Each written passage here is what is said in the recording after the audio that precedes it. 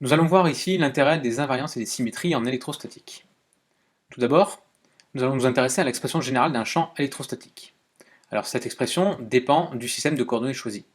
Et le système de coordonnées dépend lui-même de la forme de la distribution de charge. Donc ça, dans des exemples, il faudra apprendre à discerner quel système de coordonnées est utilisé dans quel type de distribution. Par exemple, en coordonnées cartésiennes, on a un champ du type E, donc de x, y, z, il dépend de trois coordonnées, est égal à E x, y, z selon ux, E, y de x, y, z selon y, et enfin EZ, x, y, z selon uz. Donc on voit qu'en fait il y a trois coordonnées de dépendance, x, y et z, mais aussi trois composantes. Et chaque composante dépend de ces trois coordonnées x, y et z.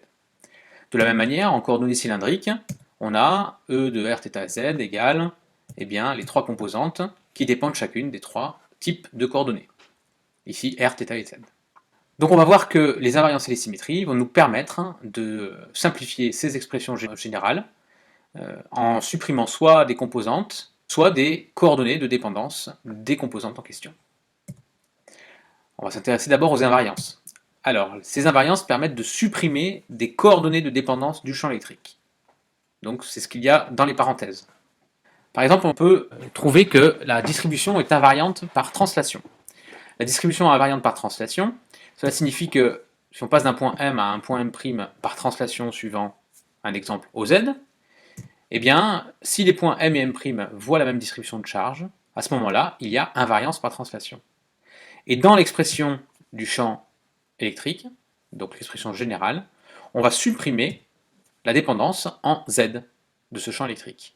Donc on garde les trois composantes, mais on supprime la dépendance de la coordonnée Z. On peut aussi avoir une invariance par rotation. Donc par exemple, si on est toujours en coordonnées cylindriques, à ce moment-là, donc M donne N' par rotation suivant Uθ, et donc si les points M et M' voient la même distribution de charge, il y a invariance. On va dans le champ électrostatique, à l'expression générale de celui-ci, supprimer la dépendance en θ. Y a-t-il des invariances pour le système de charge fil infini? Donc le fil infini est symbolisé en bleu clair, donc ce fil est vertical, et je vais voir par translation ou rotation si je peux observer le même système de charge. Donc on imagine que le regard de l'ordinateur ici est situé au niveau du point M, là où on veut calculer le champ électrique. Donc par exemple, je vais pouvoir me translater verticalement. Si je me translate verticalement, est-ce que je vois la même distribution de charge? Eh bien, le fil infini est vertical ici, je me translate, et je vois exactement la même distribution, c'est-à-dire un fil infini. De la même manière, si je passe par une translation vers le haut, je vois également un fil infini. Il y a donc une invariance par translation verticale. De la même manière, est-ce qu'il y a invariance par rotation? Eh bien, je me tourne, et je vois que le fil infini est toujours infini verticalement. Donc je vois bien la même distribution de charge par rotation autour de ce fil. Il y a donc aussi invariance par rotation. L'invariance par translation suivant Z et l'invariance par rotation suivant θ se traduisent par la suppression des coordonnées Z et θ dans l'expression du champ électrique. Maintenant, voyons voir les symétries et les antisymétries et quelles sont les conséquences de celles-ci. Les symétries et antisymétries, elles permettent de supprimer des composantes du champ électrique. Tout à l'heure, on supprimait les coordonnées de dépendance, cette fois-ci, on va supprimer des composantes. Alors, on s'intéresse maintenant au cas des symétries. Donc, quel est l'intérêt de rechercher un plan de symétrie? On va voir ça sur un exemple. Si on prend une distribution chargée, donc de forme quelconque, on voit que la distribution admet un plan de symétrie qu'on appelle π.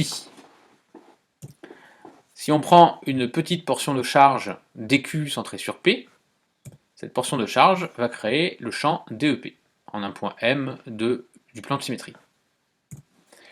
On prend la portion de charge symétrique, eh bien elle va créer un champ DEP'.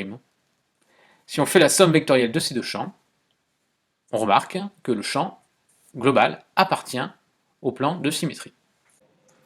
C'est ce que l'on retiendra, le champ électrique appartient au plan de symétrie. Voyons l'exemple des plans de symétrie dans le cas du fil infini. Donc voici le fil infini en bleu clair, qui est notre distribution de charge. On va chercher à connaître la direction du champ au niveau d'un point M, donc dans l'espace, à proximité de ce fil. Donc le fil est vertical et est infini verticalement. On va chercher donc des plans de symétrie qui passent par ce point M, et qui sont donc des plans de symétrie de la distribution de charge. Le premier qu'on peut dessiner est ce plan vertical qui passe par le point M et qui coupe le fil. Donc ce plan rose est un plan de symétrie, puisque à droite de ce plan il n'y a rien, à gauche de ce plan il n'y a rien. Donc voici le premier plan. Voici un deuxième plan de symétrie qui est le plan qui cette fois-ci est horizontal par rapport au fil vertical, qui passe toujours par le point M. Donc ce plan est un plan de symétrie puisque le fil est infini. Au niveau du plan vert, on a le fil infini vers le haut et le fil infini vers le bas. C'est bien un plan de symétrie. Eh bien, le champ au niveau du point M est contenu dans le plan vert et dans le plan rose, donc à l'intersection de ces deux plans de symétrie, et donc ce champ est dirigé suivant la droite ici. Donc en bleu, on représente le champ électrique. Si on regarde un schéma sur le papier, donc on a dessiné ici le fil infini en noir, les deux plans de symétrie pi1 et pi2, le point M, point au niveau duquel on veut calculer le champ électrique. On a donc le plan pi1 qui est défini par les vecteurs UR et Uθ de la base cylindrique, et le plan pi2 qui est défini par UR et UZ, qui sont des plans de symétrie. Donc le champ appartient à ces deux plans, donc à l'intersection de ces deux plans, et l'intersection de ces deux plans, c'est le vecteur UR. Donc on a E qui est égal à ER-UR. On a supprimé les composantes suivant Uθ et UZ du champ électrique. Nous allons voir à présent ce qu'il en est pour les antisymétries, et nous allons voir que pour le champ électrique et les distributions de charges électriques, il est plus avantageux de trouver un plan d'antisymétrie qu'un plan de symétrie. Pourquoi rechercher un plan d'antisymétrie? Eh bien on va faire le même travail qu'avec les symétries, on va prendre une distribution de charges, mais cette fois-ci antisymétrique. C'est-à-dire que le côté gauche est chargé plus Q, et le côté droit est chargé moins Q. Donc le plan π' va être un plan d'antisymétrie. On prend le côté chargé plus Q, donc en un point P, on a une distribution infinitésimale chargée dQ, et de l'autre côté, on a une distribution infinitésimale chargée moins dQ, centrée autour du point P'.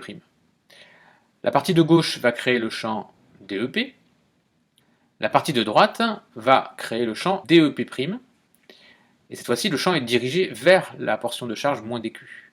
À ce moment-là, la somme vectorielle de ces deux champs, DEP plus DEP', va donner un vecteur perpendiculaire au plan d'antisymétrie. Ainsi, le champ électrique est perpendiculaire à un plan d'antisymétrie. Regardons l'exemple du condensateur. Voici un condensateur plan. On va considérer que l'armature jaune est chargée positivement et l'armature verte est chargée négativement. Nous allons chercher la direction du champ électrique en un point M, situé entre les armatures du condensateur. Alors on va chercher un plan d'antisymétrie. Comme la charge portée par l'armature jaune est positive et celle portée par l'armature verte est négative, le plan ici en rouge est un plan d'antisymétrie. Donc le champ électrique est perpendiculaire à ce plan d'antisymétrie, et on voit qu'il a cette direction dirigée de l'armature jaune positive vers l'armature verte négative. Si maintenant on regarde un schéma sur le papier, on voit donc l'armature de gauche chargée positivement, dQ, donc pour une surface infinitésimale. À droite, une armature chargée négativement, donc la portion infinitésimale est chargée moins dQ. Le plan π' dessiné ici, donc ce plan a été dessiné selon les vecteurs UY et UZ. Donc c'est un plan d'antisymétrie, le champ est perpendiculaire à ce plan, et donc est dirigé suivant le vecteur UX. On voit qu'on a trouvé un seul plan d'antisymétrie, et on a directement deux composantes qui sont éliminées. La composante suivant Y et la composante suivant UZ. Il est plus intéressant de trouver un plan d'antisymétrie, car il permet directement de connaître la direction du champ, alors qu'avec les symétries, il nous faut deux plans pour éliminer deux composantes.